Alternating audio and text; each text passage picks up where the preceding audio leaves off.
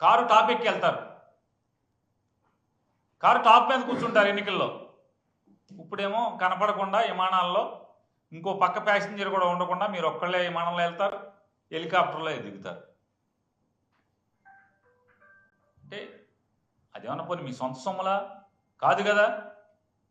ఇదంతా కూడా రాష్ట్ర ప్రజల పన్ను కట్టిన డబ్బుల్లోంచే మీరు ముగ్గురు, చంద్రబాబు నాయుడు గారు కానీ, లోకేష్ నాయుడు గారు కానీ, లేదా పవన్ కళ్యాణ్ గారు కానీ, ఇలా ముగ్గురు తిరిగేటువంటి ప్రత్యేక హెలికాప్టర్లు కానీ లేదా ప్రత్యేక విమానాలు కానీ, ఆఖరికి వీళ్ళ కుటుంబం దగ్గరికి వెళ్ళాలన్నా కూడా ప్రత్యేక విమానమే. చెప్పండి, బయటికి పెట్టండి. ఆ డబ్బులు ఎక్కడి, ఎవరు కడుతున్నారు? వారం వారం హైదరాబాద్ వెళ్తున్నారు కదా తండ్రి కొడుకులు ఇద్దరు. వారం వారం హైదరాబాద్ వెళ్ళే డబ్బులే విమానాలకు ఎవరు డబ్బులు కడుతున్నారు?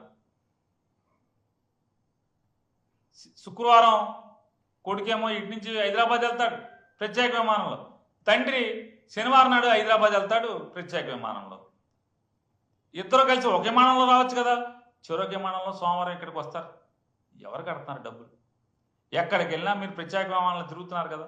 హైదరాబాద్ మీరు మీ కుటుంబం దగ్గరికి, భార్యా పిల్లల దగ్గరికి వెళ్తాకి రాష్ట్ర ప్రజలకు ఏం సంబంధం డబ్బులు కడతాకి? చెప్పండి, మీరు లెక్కలు చెప్పండి. ఎన్నిసార్లు